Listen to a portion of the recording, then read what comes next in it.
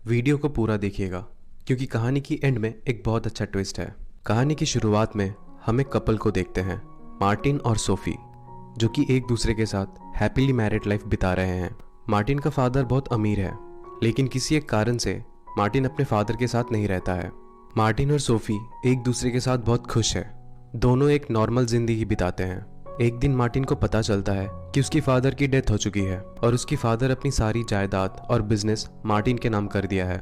जिसके बाद मार्टिन अपनी फादर के बिजनेस संभालने के लिए सोफी को लेकर अपने पुराने घर से मार्टिन के फादर के बंगलो में शिफ्ट हो जाता है, जहां वो दोनों अपनी पुरानी जिंदगी पीछे छोड़ के एक लग्जरियस लाइफ बिताने लगता है।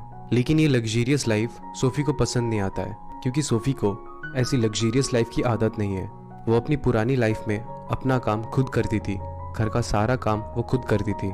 इसीलिए सोफी पहले दिन ही घर के सारे मेड्स को काम से निकाल देती है। लेकिन मार्टिन ये सुन के थोड़ा गुस्सा हो जाता है और सोफी को समझाता है कि ये घर बहुत बड़ा है, इतने बड़े घर को तुम अकेली नहीं संभाल सकती। कुछ दिन बाद मार्टिन अपने फादर की कंपनी में बहुत बिजी हो जाता है और इधर सोफी भी इतनी बड़ी घर को अकेली नहीं संभाल पा रही थी। तो एक दिन मार्टिन इस प्रॉब्लम के बारे में अपनी कलीग से कहता है। तो उसका कलीग मार्टिन से कहता है, एक साइंटिस्ट है जो कि हमारे कंपनी में ही काम करता है।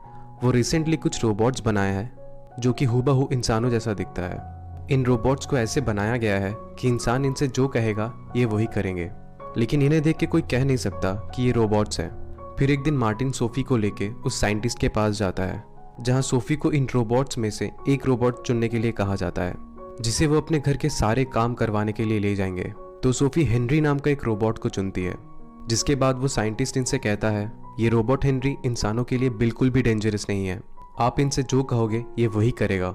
फिर वो दोनों रोबोट हेनरी को अपने घर ले आते हैं, जहां रोबोट हेनरी घर के सारे काम बहुत अच्छे से करता है, बिल्कुल इंसानों जैसा काम करता है। धीरे धीरे मार्टिन और सोफी रोबोट हेनरी को पसंद करने लगता है और रोबोट हेनरी के साथ बिल्कुल इंसानों जैसा बर्ताव करने लगता है। मार्टिन के ऑफिस जाने के बाद सोफी हेनरी के साथ टाइम बिताने लगती है और हेनरी के साथ टाइम बिताने में सोफी को अच्छा लगता है। और इधर सोफी रोबोट हेनरी के और भी क्लोज होने लगती है। सोफी रोबोट हेनरी को लेकर ड्रीम देखने लगती है, जहां वो दोनों एक दूसरे के साथ इंटीमेट होते हैं। दूसरी तरफ मार्टिन बिजनेस के प्रेशर की वजह से सोफी को ज्यादा टाइम नहीं दे पाता है और ये नोटिस करता है कि सोफी मार्टिन के बहुत क्लोज जा रही है। ये देख के मार्टिन को थोड़ा जलन होता है, जहां मार्टिन सोफी को समझाता है कि हेनरी एक रोबोट है, इंसान नहीं, उसके साथ इंसानों जैसा बर्ताव मत करो, क्योंकि उस साइंटिस्ट ने पहले ही कहा था हेनरी के साथ जैसा बर्ताव करोगे वो अपने आप को वैसा ही समझने लगेगा। लेकिन सोफी मार्टिन का बात मानने से इनकार कर देती है, क्योंकि सोफी रोबोट हेनरी को एक इंसान समझने लगी थी। तो मार्टिन रोबोट हेनरी से कहता है, तुम सोफी के साथ ज्यादा बात नहीं करना। और ये बात रोबोट हेनरी सोफी से जाके कह देता है, जिसके बाद सोफी और मार्टिन के बीच बहुत झमेला होता है। जिसके बाद सोफी मार्टिन के ऊपर बहुत गुस्सा करती है और गुस्सा करके घर छोड़ के चली जाती है। और सोफी के जाने के बाद रोबोट हेनरी मार्टिन को समझाता है कि उन दोनों के बीच जो भी हो रहा है वो इस नए घर पे आने के बाद हो रहा है, क्योंकि वो दोनों एक दूसरे से बहुत प्यार करते हैं। यहाँ रोबोट हेनरी इतना ज़्यादा अट्रैक्टिव है कि मार्टिन भी अपने आप को संभाल नहीं पाता है और रोबोट हेनरी के साथ इंटीमेट हो जाता है। लेकिन ये बात मार्टिन सोफी से छुपाता है। एक दिन रात के वक्त किसी आवाज़ से सोफी की नींद टूट जाती है। सोफी बाहर आके देखती है रोबोट हेनरी गार्डन में सोया हुआ है और वो सपना देख रहा है। ये देख के सोफी समझ नहीं पाती है कि एक रोबोट सपना कैसे देख सकता है। फिर वहाँ पे मार्टिन आ जाता है और रोबोट हेनरी को घर के अंदर ले जाता है। फिर अगले दिन मार्टिन उस साइंटिस्ट को घर पे बुला लेता है हेनरी का चेकअप करने के लिए। फिर वो साइंटिस्ट हेनरी का चेकअप करके कहता है उसके अंदर कोई भी टेक्निकल प्रॉब्लम नहीं है, वो बिल्कुल नॉर्मल है। तो सोफी साइंटिस्ट से कहती है, मैंने उसे सपना देखते हुए देखा है, एक रोबोट सपना कैसे देख सकता है। तो साइंटिस्ट कहता है, तुम लोग उसके साथ इंसानों जैसा बर्ताव करने लगे हो, इसीलिए वो अपने आप को इंसान समझने लगा है। ये सुन के मार्टिन सोफी के ऊपर बहुत गुस्सा हो जाता है, क्योंकि मार्टिन सोफी से पहले ही मना किया था। फिर एक दिन रोबोट हेनरी सोफी को बॉडी मसाज देता है और मसाज देते वक्त सोफी को किस करके आई लव यू कहता है। हेनरी का ये बात सुन के सोफी बहुत डर जाती है, क्योंकि हेनरी अब बिल्कुल इंसानों जैसा बर्ताव करने लगा है। फिर ये बात सोफी मार्टिन को बताती है, जिसके बाद मार्टिन हेनरी के घर में जाके उसको मारने लगता है और उसका स्विच ऑफ करके उसे शट डाउन कर देता है।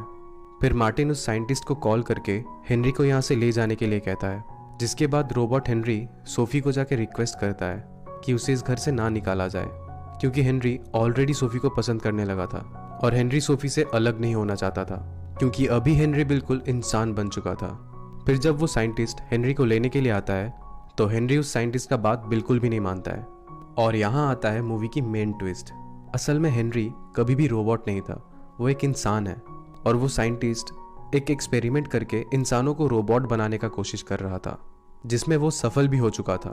वो इंसानों को ऐसे ब्रेन वॉश किया था कि इंसान अपने आप को रोबोट समझने लगा था। वो हेनरी को बचपन से ब्रेन वॉश करता था ताकि हेनरी अपने आप को एक रोबोट समझने लगे। फिर इस सब के बारे में पुलिस को पता चल जाता है। फिर पुलिस उस साइंटिस्ट के घर जाकर उन सारे इंसानों को रेस्क्यू कर लेता है जिन्हें रोबोट बना के रखा गया था।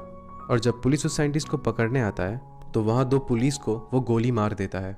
फिर मार्टिन और सोफी को भी मारने वाला होता है कि तभी वहाँ हेनरी आके उन दोनों को बचा लेता है और उस साइंटिस्ट को मार देता है। लेकिन हेनरी के साथ इतना कुछ होने के कारण वो अपने आप को संभाल नहीं पाता है, तो वो खुद को मार के सुसाइड कर लेता है। फिर मूवी कुछ साल बाद दिखाती है। अभी मार्टिन और सोफी का एक बच्चा है जिसका नाम रखा है हेनरी, ताकि हेनरी उन दोनों की जिंदगी में हमेशा जिंदा रहे। और ये मूवी यहीं ख़त्म हो जाती है। वीडियो अच्छा लगे तो लाइक करें और बुरा लगे तो ज़रूर डिसलाइक करें।